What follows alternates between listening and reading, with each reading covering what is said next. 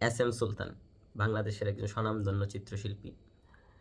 একবার 1976 সালে ওনার প্রায় 500 ছবি নিয়ে শিল্পকলা একাডেমিতে একটা প্রদর্শনী হয়েছিল। তখন ওই প্রদর্শনীতে আহমদ ছফা গিয়েছিলেন।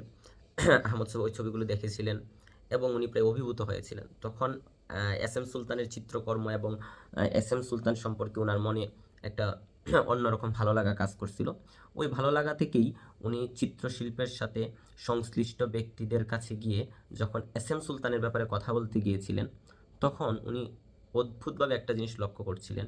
চিত্রশিল্পের সাথে সংশ্লিষ্ট ব্যক্তিরা এস এম সুলতানের ছবিগুলো সম্পর্কে বা এস এম সুলতানের যে চিত্রকর্ম, ওঠার উৎকর্ষ বা অপকর্ষ কোনো কিছুই নিয়ে আসলে আলোচনা করতে একটা ইচ্ছুক না বা একটা উপেক্ষা করতেন। অর্থাৎ এস এম সুলতানের যে ছবিগুলো কতটা ভালো বা কতটা মন্দ, এটা এটা নিয়ে তারা আলোচনা করতে খুব বেশি একটা ইচ্ছুক ছিলেন না। তারা কেমন যেন একটা নীরব উপেক্ষা করতেন। নীরব উপেক্ষা করে এস এম সুলতানকে এবং এস এম সুলতানের চিত্রকর্মকে সাধারণ মানুষের সচেতন মনোযোগের বাহিরে রাখার চেষ্টা করতেন, যেন এস এম সুলতান কোনোভাবেই যেন লাইমলাইটে না আসতে পারে। অথচ একটা জিনিস দেখেন, ওনার সাধারণ বেশভূষা, বৈচিত্র্যময় জীবনযাপন, গঞ্জিকা প্রীতি, এগুলা নিয়ে ঠিকই আলোচনা হতো, কিন্তু ওনার যে একটা গুণ, ওনার যে একটা ভালো জিনিস, এই জিনিসটাকে কেন যেন চিত্রশিল্পের সাথে সংশ্লিষ্ট ব্যক্তিরা সচেতনভাবেই উপেক্ষা করে লাইমলাইটের বাহিরে রাখার চেষ্টা করতেন। ঠিক আছে, এটা কি আসলে ওই যে ইংরেজিতে অনেকেই বলে যে কনস্পিরেসি অফ সাইলেন্স, অর্থাৎ নীরব থেকে বা নীরবতার ষড়যন্ত্র।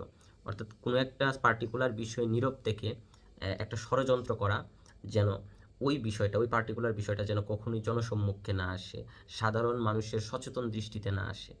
ঠিক আছে, এই জিনিসটা যে শুধু এস এম সুলতানের চিত্রকর্মের ব্যাপারই হয় বা হয়েছিল, ব্যাপারটা এরকম না। বাংলাদেশ এমন একটা অদ্ভুত দেশ, এখানে এই জিনিসটা আমার কাছে মনে হয় আমি সংবাদ মাধ্যমের ক্ষেত্রে সবচেয়ে বেশি দেখি।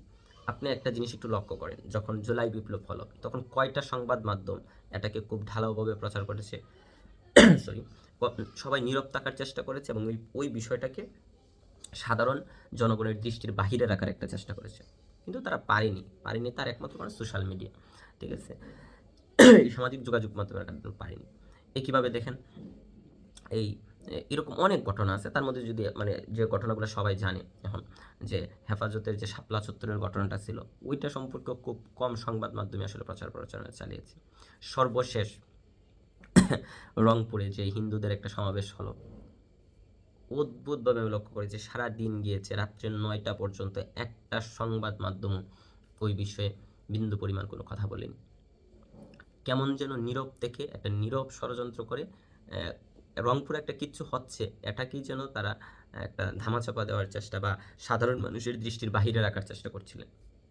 রংপুরের যে সমাবেশটা হলো, আমার কাছে মনে হচ্ছে যে মিডিয়া কোনো একটা গ্রিন সিগন্যালের অপেক্ষায় ছিল, যে গ্রিন সিগন্যাল পাওয়ার পর তারা সংবাদ প্রচারণ। কেন সারাদিন যায় তারা কোনো নিউজ করে নাই, একটা নিউজ তারা করে নাই, কিন্তু যখনই রাত্রে 9টা বাজলো, 9টা-10টার দিক থেকে সবাই একের পর এক নিউজ করতে শুরু করলো। আমার কাছে মনে হচ্ছিল কোনো একটা গ্রিন সিগন্যালের অপেক্ষায় ছিল, গ্রিন সিগন্যালটা ওরা পেয়েছে, তারপরে ওরা সংবাদ প্রচার করছিল।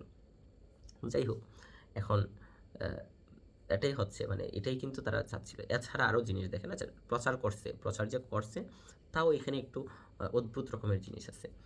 এই সমাবেশেই সনাতন জাগরণ মঞ্চের যারা নেতৃত্ব দিচ্ছেন তাদের বেশ কিছু অভিযোগ ছিল, যে বলা হচ্ছিল যারা সমাবেশে অংশগ্রহণ করতে চাচ্ছে তাদেরকে ওইখানে যোগদান দেওয়ার সময় যারা আসার পথে তাদেরকে বাধা দিচ্ছিলেন অনেকে, পুলিশ সহ অন্যান্যরা অনেকেই বাধা দিচ্ছিলেন যেন সমাবেশে যোগ না দিতে পারে।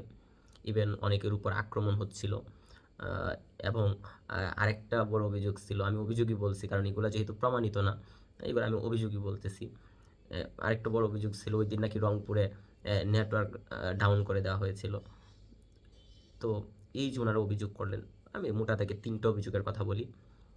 যারা সমাবেশে যোগ দিতে চেয়েছিল তাদেরকে বিভিন্নভাবে বাধা প্রদান করা হয়েছে এবং যারা সমাবেশে যোগ দিতে ছিল তাদের উপর আক্রমণ হয়েছে। এটার কিছু ভিডিও আছে, আমরা দেখছি, হয়তো সত্য হওয়ার সম্ভাবনা অনেকটাই বেশি। এবং আরেকটা জিনিস ছিল ওই যে রংপুরে ইন্টারনেট স্লো করে দেওয়া হয়েছে। তো এখন যে জিনিসটা হয় আমার কাছে, ওই যে রংপুরের যে ইন্টারনেট স্লো হওয়ার যে ব্যাপারটা, কোনো একটা অঞ্চলে যখন অনেক মানুষ জমা হয় অটোমেটিক নেট স্লো হইতে পারে। তো ওইটা আমি ঠিক জানি না। তো ওই এখন কোনটা সত্য কোনটা মিথ্যা এটার জন্য আমি মনে করি সংবাদ মাধ্যমের একটা দায়বদ্ধতা আছে। তারা যদি এই অভিযোগগুলা তুলে ধরতো, ঠিক আছে, এই অভিযোগগুলো কিন্তু একটা সংবাদ মাধ্যমও তুলে নেয়। এই 3টা যে অভিযোগের কথা বলছি একটা সংবাদ মাধ্যমও তুলে আনে না। ওই সংবাদ মাধ্যমগুলো যদি এই অভিযোগগুলো তুলে আনতো, সরকারের দৃষ্টিগোচর হতো, তখন সরকার হয়তো তদন্ত করে দেখতে পারতো তাদের অভিযোগগুলোর সত্যতা কী। যদি সত্য হয় কেন এমন হয়েছে তার ব্যাপারে ব্যবস্থা নিতে পারতেন। আর যদি মিথ্যা হয়ে থাকে তারা কেন এরকম মিথ্যার আশ্রয় নিলেন, যারা আন্দোলন করছিলেন তারা কেন মিথ্যা আশ্রয় নিলেন, তাদের বিরুদ্ধে ব্যবস্থা নেওয়া যেতে পারে। তো সংবাদ মাধ্যমকে কেন জানি আমার কাছে ওই রকম কনস্পিরেসি অফ সাইলেন্সের একটা অংশ মনে হয়েছে। এমন না যে এখন মনে হয়েছে, আগেও আমার কাছে মনে হইতো যে বাংলাদেশের সংবাদ মাধ্যম কনস্পিরেসি অফ সাইলেন্স, তারা পিক অ্যান্ড চুজ মানে এরকমভাবে অনেকটা নিউজ করে যে তাদের কাছে অনেক সময় একটা পার্টিকুলার বিষয় থাকে যে জিনিসটাকে তারা উপেক্ষা করতে চায়। যাই হোক, দেশে অনেক কিছুই পরিবর্তন হচ্ছে, আমাদের সংবাদ মাধ্যমও পরিবর্তন হবে, এটাই আশা করি সবাই ভালো থাকেন, সুস্থ থাকেন।